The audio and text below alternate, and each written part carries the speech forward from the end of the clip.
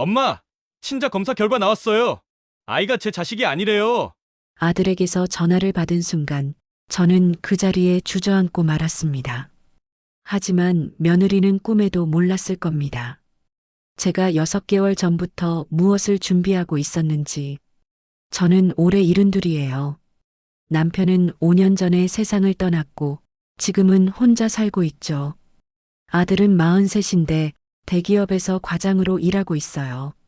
며느리는 40살이고 결혼한 지 15년 됐는데 처음엔 정말 괜찮은 사람이었어요. 조용하고 차분한 성격이라 시댁 식구들이랑도 잘 지냈거든요.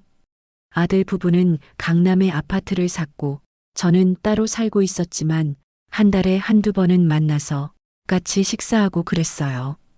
결혼 10년 차까지는 아이가 없었어요. 며느리가 임신이 잘 안 돼서 병원도 다니고 시험관 시술도 했는데 번번이 실패했거든요. 아들 부부가 힘들어하는 게 보여서 저도 안타까웠죠. 그냥 둘이서 행복하게 살라고 아이 없어도 괜찮다고 그렇게 말해줬어요. 그런데 작년 초에 며느리가 갑자기 임신을 했어요. 아들한테서 전화가 왔을 때 정말 기뻤거든요. 엄마, 마누라가 임신했어요. 병원에서 확인했는데 8주래요. 그렇게 신나서 말하는데 저도 눈물이 났어요. 10년을 기다렸는데 드디어 손주를 볼 수 있게 됐으니까요. 며느리한테 축하 전화했더니 목소리가 좀 이상했어요. 기뻐하는 것 같기도 하고 당황한 것 같기도 하고 뭔가 불안해 보였거든요. 임신해서 그런가 보다 했는데 지금 생각해보면 그때부터 뭔가 이상했던 것 같아요. 며느리는 임신 사실을 알고 나서 아들 회사 사람들한테 연락을 많이 했대요. 특히 아들 상사한테 자주 전화했다고 하더라고요. 임신 3개월쯤 됐을 때 아들 집에 놀러 갔어요. 며느리가 입덧을 심하게 해서 국 끓여주려고 갔는데 며느리 핸드폰이 거실 테이블에 놓여 있었어요. 메시지 알림이 계속 떴는데 발신자 이름이 부장님이었어요. 내용이 화면에 보였는데 아기 때문에 걱정되지. 나도 많이 생각해. 그런 내용이었어요. 저는 이상하다고 생각했어요. 왜 아들 상사가 며느리한테 아기 얘기를 하는지, 둘이 그렇게 가까운 사이였나 의문이 들었거든요. 며느리가 화장실에서 나왔을 때 슬쩍 물어봤어요.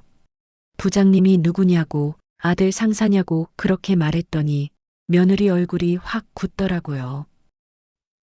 아, 네. 남편 상사인데 임신 축하한다고 연락 왔어요. 그렇게 대충 얼버무리는 거예요. 그날 집에 와서 계속 생각이 났어요. 며느리 표정이 너무 당황한 것 같았거든요. 그냥 상사가 축하 메시지 보낸 건데 왜 그렇게 놀랐을까? 뭔가 숨기는 게 있는 건 아닐까? 그런 의심이 들었죠. 며칠 후에 아들한테 조심스럽게 물어봤어요. 며느리가 내 상사랑 친하냐고, 부장님이라는 사람 말이야. 그렇게 말했더니 아들이 대답했어요. 친한 건 아닌데 가끔 회식 때 같이 보긴 해요. 부장님이 마누라한테도 안부 물어보고 그래요. 그렇게 말하는데 뭔가 석연치 않았어요. 회식 때 보는 정도면 그렇게 사적으로 메시지 주고받을 정도는 아닌데 이상하다는 생각이 계속 들었거든요. 임신 5개월쯤 됐을 때 우연히 결정적인 장면을 목격했어요. 아들 집 근처 카페에서 친구를 만나기로 했는데 일찍 도착해서 창가 자리에 앉아 있었어요. 그런데 며느리가 보이는 거예요. 혼자가 아니라 중년 남자랑 같이 걸어오고 있었어요. 둘이 팔짱을 끼고 정말 친밀하게 얘기하면서 바로 옆 카페로 들어가더라고요. 저는 깜짝 놀랐어요. 며느리 배가 불러 있는 게 보였고 그 남자가 며느리 배를 쓰다듬는 것도 창문 너머로 보였거든요. 저는 친구한테 미안하다고 급한 일이 생겼다고 말하고 그 카페 앞에서 기다렸어요. 1시간쯤 지나서 둘이 나왔는데 며느리가 그 남자 차에 탔어요. 저는 차 번호를 적어뒀어요. 집에 와서 아들한테 전화했어요. 오늘 며느리 어디 갔냐고 무슨 약속 있었냐고 물었더니 아들이 대답했어요. 산부인과 검진 갔다고 했어요. 친구랑 같이 갔대요. 그렇게 말하는 거예요. 저는 거짓말이라는 걸 알았어요. 며느리는 병원 간 게 아니라 남자랑 만난 거였으니까요. 며칠 동안 고민했어요. 아들한테 말해야 하나, 그냥 넘어가야 하나, 증거가 확실하지 않은데 괜히 말했다가 오해만 생기면 어쩌나 그런 생각에 망설였거든요. 결국 사설 탐정을 고용하기로 했어요. 인터넷으로 찾아서 탐정 사무소에 전화했는데 제 상황을 설명하니까 조사 가능하다고 하더라고요. 탐정이 2주 동안 며느리를 미행했어요. 그리고 보고서를 받았는데 정말 충격적이었어요. 며느리는 일주일에 34번 그 남자를 만나고 있었어요. 카페에서 만나고 호텔에도 들어가고 차 안에서 키스하는 사진도 있었어요. 탐정이 그 남자 신원도 조사했는데 아들 회사 부장이 맞았어요. 기혼남이고 아내랑 애들이 있는 사람이었죠. 보고서를 읽으면서 손이 떨렸어요. 임신한 며느리가 남편 상사랑 불륜을 저지르고 있다니 도저히 믿을 수가 없었거든요. 더 충격적인 건 둘이 나눈 대화 내용이었어요. 탐정이 음성 녹음도 했는데 이 아이 정말 내 아이 맞지? 부장이 그렇게 물어보는 소리가 선명하게 들렸어요. 그런데 여기서 더 놀라운 사실이 밝혀집니다. 며느리가 대답했어요. 당연하죠. 오빠 아이예요. 남편이랑은 그날 이후로 안 했어요. 걱정하지 마세요. 그렇게 말하는 걸 들었을 때 저는 그 자리에서 주저앉았어요. 며느리가 뱃속의 아이가 아들 아이가 아니라는 걸 본인도 알고 있었던 거예요. 그러면서 아들한테는 10년 만에 생긴 아이라고 기적이라고 그렇게 거짓말을 한 거죠. 저는 분노가 치밀어 올랐어요. 당장 아들한테 말하고 싶었지만 참았어요. 증거를 더 확실하게 모으고 타이밍을 봐서 제대로 복수해줘야겠다고 그렇게 결심했거든요. 임신 9개월이 됐을 때 며느리가 출산했어요.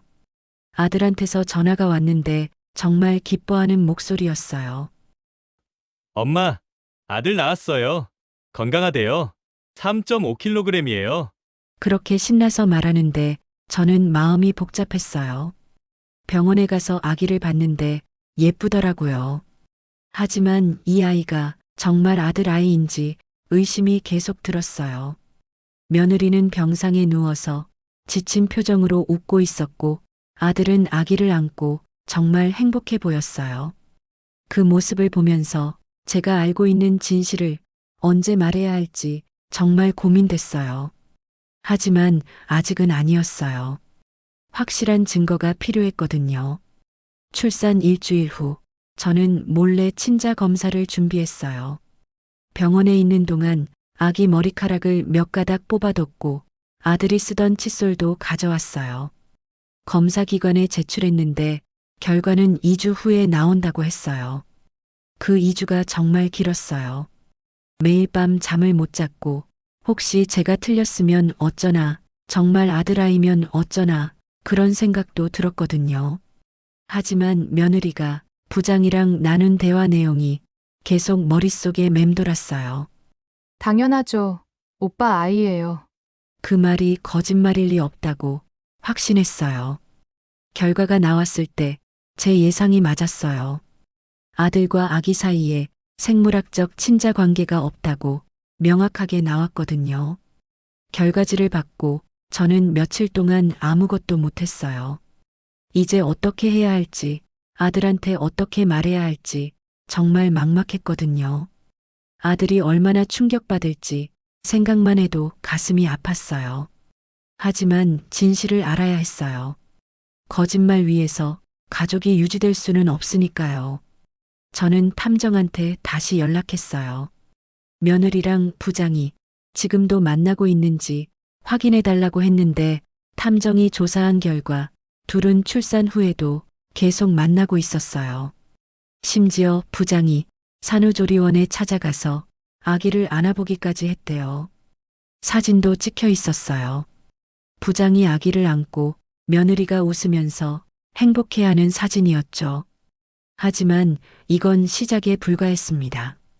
산후조리원 퇴소하고 며느리가 집으로 돌아왔을 때 저는 아들을 따로 불렀어요. 엄마가 할 말이 있다고, 심각한 얘기니까 마음의 준비를 하라고 그렇게 말했어요. 아들이 불안한 표정으로 무슨 일이냐고 물어봤을 때 저는 모든 증거를 꺼냈어요. 탐정 보고서, 불륜 사진, 녹음 파일, 그리고 친자 검사 결과까지 전부 아들 앞에 펼쳐놨어요. 아들은 처음엔 이해가 안 된다는 표정이었어요. 하나하나 보면서 얼굴이 창백해지더니 결국 바닥에 주저앉았어요. 엄마, 이게 진짜예요? 떨리는 목소리로 물어보는데 저도 눈물이 났어요. 뒤에 이야기가 궁금하시다면 화면을 2번 터치에 이어서 감상해 주세요. 아들은 며칠 동안 아무 말도 하지 않았어요. 집에만 틀어박혀서 며느리 얼굴도 제대로 안 보고 아기도 안 안아줬어요. 며느리가 이상하게 생각했는지 왜 그러냐고 물어봤는데 아들은 대답도 안 했대요. 일주일쯤 지났을 때 아들이 저한테 전화했어요. 엄마, 제가 직접 확인하고 싶어요. 친자 검사 다시 할 거예요. 그렇게 말하더라고요. 저는 그러라고 했어요. 아들이 직접 확인해야 마음의 정리가 될 것 같았거든요. 아들은 며느리 몰래 아기 머리카락이랑 본인 타액 샘플을 채취해서 다른 검사 기관에 보냈어요. 2주 후 결과가 나왔는데 역시 똑같았어요. 친자 관계 없음. 아들이 제게 연락했을 때 목소리가 완전히 변해 있었어요. 냉정하고 차갑고 결심한 사람의 목소리였어요. 엄마, 이혼할 거예요. 그리고 며느리랑 그 부장, 둘 다 법적으로 책임 묻겠어요. 그렇게 말하더라고요. 저는 아들을 전적으로 지지했어요. 변호사를 선임했고 간통죄는 폐지됐지만 위자료 청구는 가능하다고, 불륜으로 인한 정신적 피해, 사기 결혼, 친생자 부인 여러 명목으로 소송을 준비했어요. 아들은 며느리한테 아무 내색도 안 했어요. 평소처럼 출근하고 집에 와서도 조용히 지냈는데 그 사이 증거를 더 모으고 있었어요. 며느리 핸드폰에서 부장이랑 주고받은 메시지를 전부 캡처해뒀고 통화 녹음도 했어요. 한 달 후 아들이 드디어 며느리를 불렀어요. 거실에 앉아서 조용히 말했대요. 우리 이혼하자. 며느리가 깜짝 놀라면서 왜 그래? 무슨 일 있어? 아들이 친자 검사 결과를 꺼냈어요. 며느리 얼굴이 새하얘졌다고 했어요. 아들이 계속 말했대요. 내가 부장이랑 불륜 저지른 거 다 알고 있고, 아기가 내 아이 아닌 것도 전부 증거가 있어.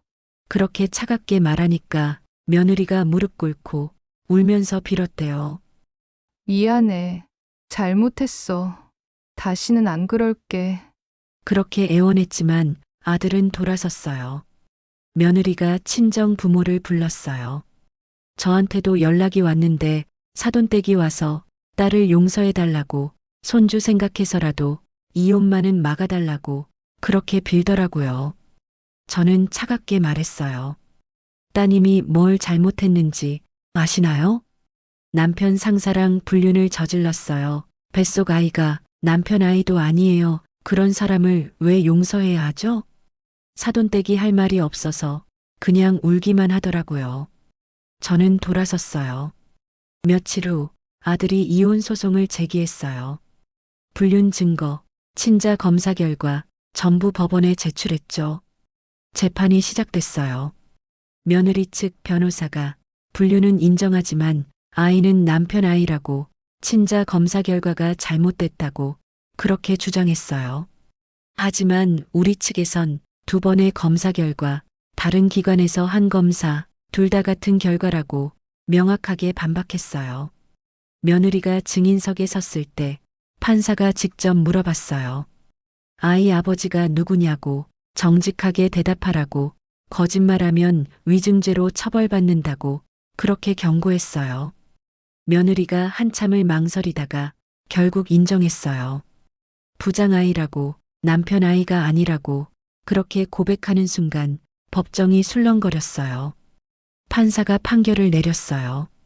이혼 인정, 위자료 3억, 아이 양육권은 친부인 부장에게, 며느리는 양육비 부담, 그렇게 선고됐어요. 며느리가 법정에서 무너졌지만 저는 전혀 동정심이 들지 않았어요. 본인이 저지른 일의 대가니까요. 판결 후 아들이 회사에 부장의 불륜 사실을 보고했어요. 회사 내부 윤리 규정 위반, 직원 가족과의 부적절한 관계, 여러 명목으로 징계를 요구했는데 부장은 결국 해고됐어요. 부장 아내도 이혼 소송을 제기했고 부장은 직장도 잃고 가정도 잃고 재산도 반토막 났죠. 며느리도 마찬가지였어요. 위자료 3억 물어야 하고 친정에서도 쫓겨났고 혼자 오피스텔에서 살게 됐어요. 6개월이 지난 지금 아들은 많이 회복했어요. 처음엔 정말 힘들어했는데 시간이 지나면서 점점 안정을 찾았어요. 새로운 사람도 만나고 있고 회사에서도 인정받아서 승진도 했어요. 며느리는 가끔 아들한테 연락한다고 하던데 용서해달라고, 다시 만나자고 그렇게 빈다고 해요. 하지만 아들은 완전히 선을 그었어요. 전화번호도 차단했고 어떤 연락도 받지 않아요. 부장은 이혼 후 양육비 내느라 힘들게 산다고 들었어요. 재취업도 안 되고 빚만 늘어난다고 하더라고요. 자업자득이죠. 저는 지금 정말 속이 시원해요. 며느리가 아들을 속이고 가짜 손주를 안겨줬을 때 정말 분노가 치밀었는데 제대로 복수해서 후회 없어요. 아들한테 말해줬어요. 엄마가 널 지켜줄게. 앞으로 좋은 사람 만나서 행복하게 살아. 그렇게 말했더니 아들이 고맙다고 엄마가 아니었으면 평생 속고 살았을 거라고. 그렇게 말하더라고요.